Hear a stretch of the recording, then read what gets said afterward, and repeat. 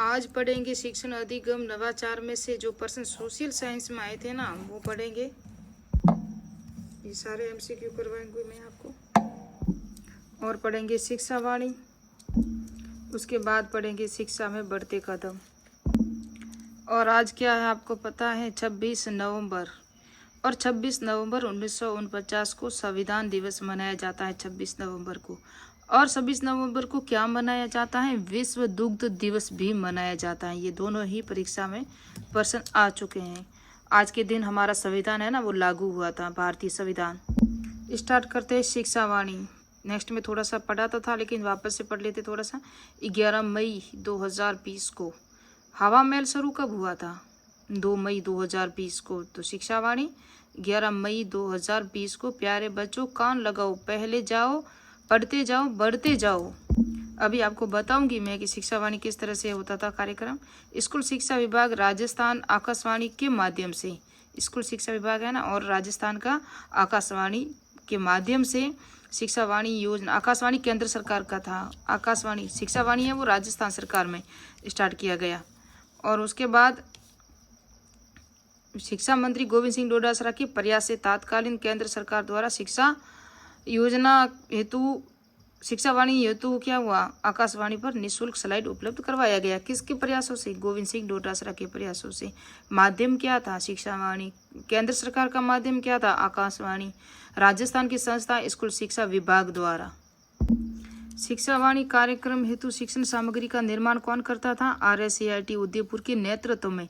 और डाइट तथा MOU के द्वारा विभिन्न संस्थाओं के उच्च प्रशिक्षित शिक्षकों द्वारा इसका जो नेतृत्व या किया जाता था, क्या नेतृत्व किया जाता था, किसका, शिक्षा वाणी का। शिक्षा वाणी कार्यक्रम की रूपरेखा प्रसारण समय 11 बजे से 11:55 मिनट प्रतिदिन होता था, सोमवार से शनिवार तक होता था।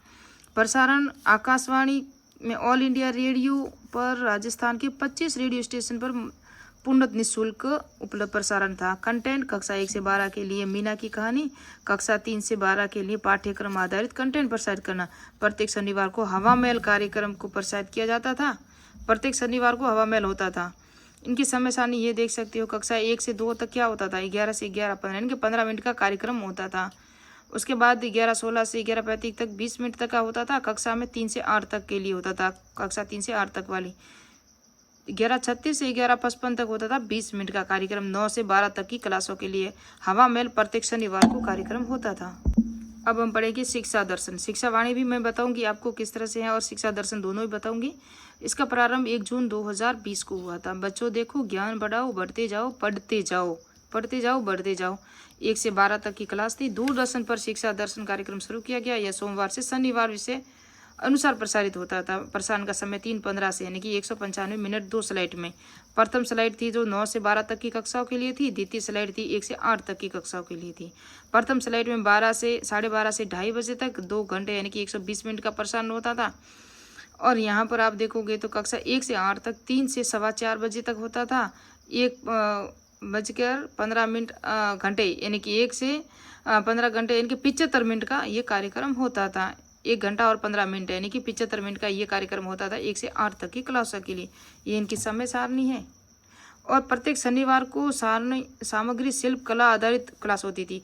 ये जो शिक्षा दर्शन है ना, वहाँ क्या होती थी, सामग्री शिल्प कला हेतु प्रत्येक शनिवार को होती थी। जबकि शिक्षा वाणी में प्रत्येक शनिवार को हवा महल कार्यक्रम का आयोजन होता था। यहाँ आप देखोगे तो प्यारे बच्चों कान लगाओ, पढ़ते जाओ, बढ़ते जाओ।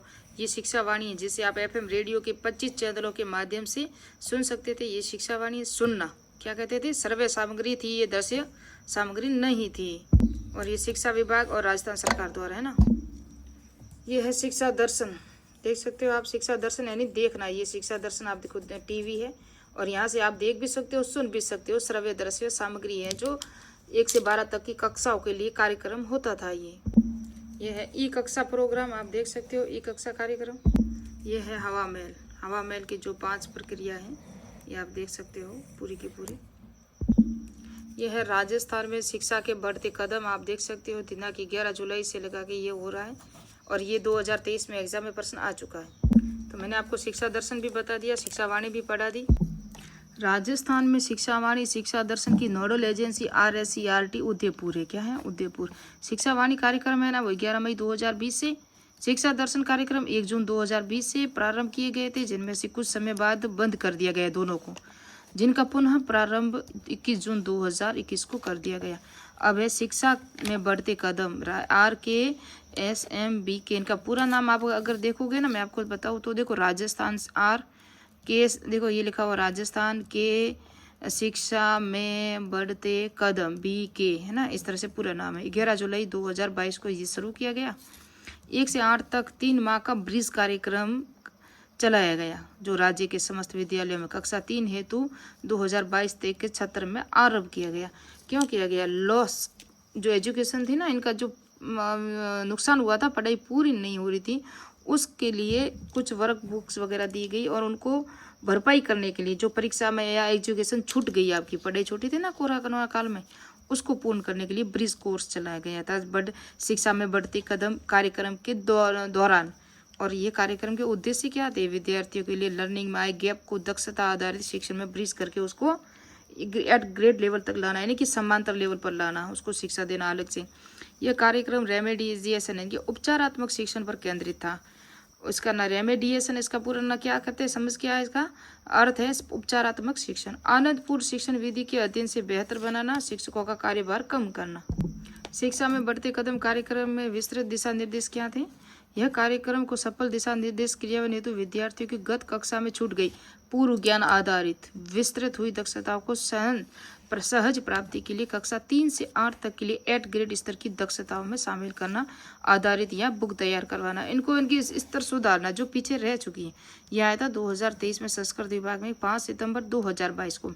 राजस्थान द्वारा शिक्षकों की सहायता हेतु RKSMBK ऐप लॉन्च किया गया था। ये प्रश्न आया था।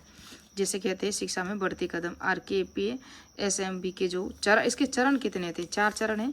विद्यार्थी समूह का निर्धारण कैसे होता था? आधार रेखा के आधार पर। आधार रेखा बेसलाइन यानी कि कुछ ऐसे स्टूडेंट थे जिसके 60% से भी अधिक अंक या होशियार लेवल के थे, कुछ इसके थे जो 60% से कम अंक वाले थे, तो इनका अलग से समूह बनाया गया और क्लास नाम दिया गया A और क्लास नाम दिया गया B।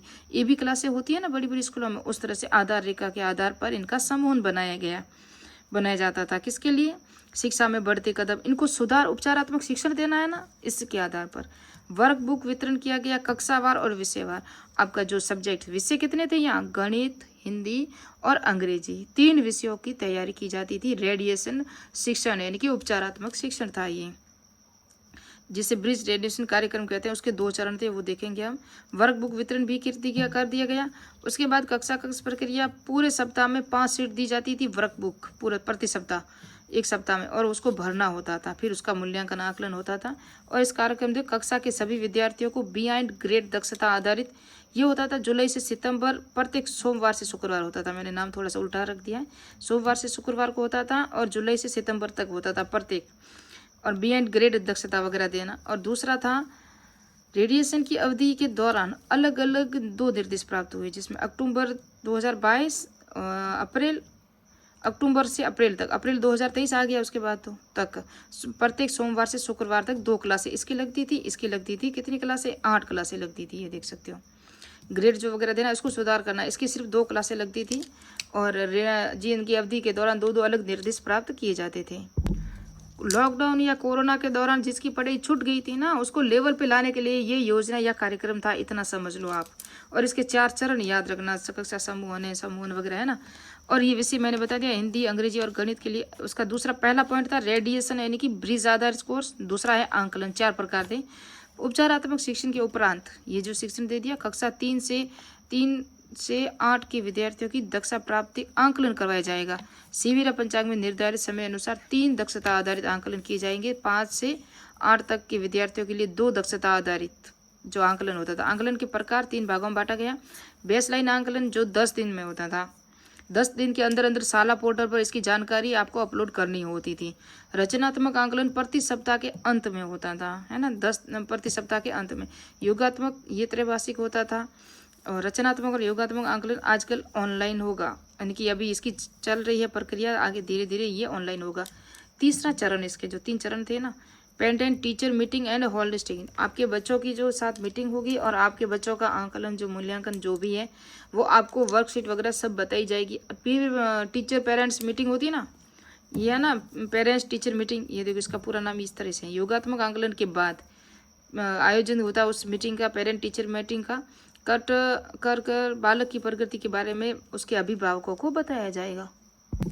यानी होलिस्टिक रिपोर्ट कार्ड को प्रिंटिंग तथा वितरण ऐसे लिए क्या कौन सी नोडल एजेंसी है, समसा है, तथा रिपोर्ट कार्ड को शाला दर्पण ऐप से भी डाउनलोड कर सकते थे। उसको भरना तो होता था बच्चे अभिभावक टीचर वगैरह, लेकिन ये जो अपलोड कार्ड मिलते थे ये शाला दर्पण पर, और टीचर अपनी सारी जानकारी शाला दर्पण ऐप पर फिर तो अपलोड करते हैं, तभी तो आगे अधिकारी मिलते हैं। शिक्षक क्षमता का विकास प्रशिक्षण और शिक्षक ऐप के जरिए वो पहले शिक्षण प्रशिक्षण प्राप्त करेंगे, फिर बच्चों को सिखाएंगे कक्षा का वातावरण, समूहन प्रक्रिया, एजुकेशन जो भी है।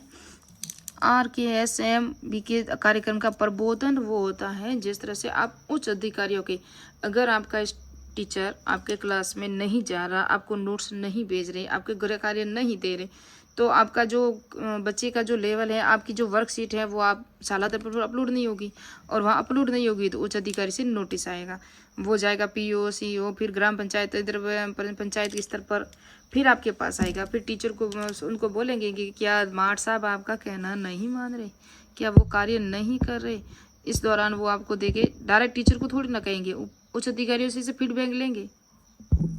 अब MCQ हल करेंगे। सेकेंडरी स्कूल टेलीविजन प्रोजेक्ट का आरंभ हुआ था ये 1961 में। RTA अधिनियम 2009 के अनुसार शैक्षणिक वर्ष 1 से 5 हेतु कार्य दिवसों व शिक्षण घंटों की न्यूनतम संख्या कितनी है, तो 1 से 5 तक है ना, वो तो है 200 कार्य दिवस और 800 घंटे है ना।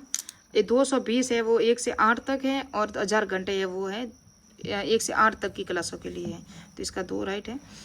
पढ़ना लिखना अभियान कब शुरू किया गया, या न्यूनतम आयु कितनी थी, तो ये 15 वर्ष थी आयु।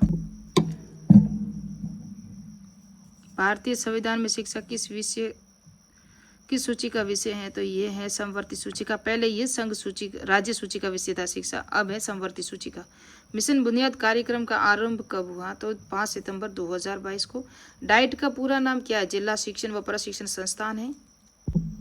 RTA की धारा 14 सुनिश्चित करती है बालक को आयु को सबूत न होने के कारण विद्यालय में प्रवेश से इनकार किया जा सकता है, इसका यही राइट है। RTA की अधिनियम 2009 की धारा 8 और 9 के प्रावधानों के अनुसार विद्यार्थियों को अधिगम सामग्री उपलब्ध कराने का दायित्व किसका होता है, तो ये होता है राज्य सरकार का। किसका होता है, राज्य। इसके 7-8 प्रश्न है वो नेक्स्ट में करेंगे। अब हम देखेंगे धारा 8, धारा 9 और ये धारा 14, इनसे प्रश्न आए हैं ना, ये धारा 14 से प्रश्न आया, आपको बताएं। जन्म मृत्यु और विवाह पंजीकरण अधिनियम 1886 के नियमों के अनुसार जारी प्रमाण पत्र या पत्र सरकार द्वारा तय किए गए किसी दस्तावेज के आधार पर किया जाएगा, यानी कि प्रारंभिक शिक्षा में प्रवेश के लिए बालक की आयु का निर्धारण होगा और प्रवेश के लिए आयु का सबूत ये होगा, माना ये जाएगा।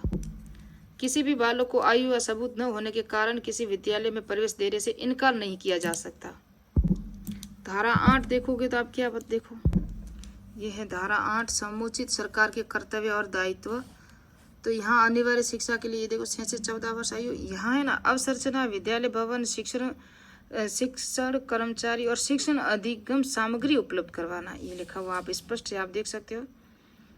और आसपास के विद्यालय की उपलब्धता भी सुनिश्चित करेगी, ये जो समुचित सरकार के कर्तव्य और दायित्व धारा 8 में है। और ये अध्याय नंबर 3 है जिसके अंदर समुचित सरकार, स्थानीय प्राधिकरण और माता पिता के कर्तव्य आते हैं इसके अंदर। ये धारा 9 है, स्थानीय प्राधिकारी जो अधिकारी होते हैं ना उसके कर्तव्य है, किस तरह से होंगे ये सब आप देख सकते हो। यहाँ भी देखो विद्यालय भवन अधिक कर्मचारी शिक्षण सामग्री उपलब्ध करवाना, ये 9 में लिखा हुआ ना।